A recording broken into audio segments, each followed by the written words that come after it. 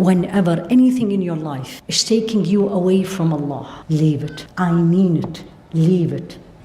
Wallahi, He will replace you with much better. This is a true story. I lived it.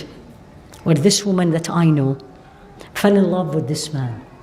And the man is amazing. She is amazing. Both are very pleasing to Allah. Subhanallah. But they couldn't get married. So he told her, let's keep talking till Allah make things easy. And this is a woman single, in love with this man. What do you think she said? She said no.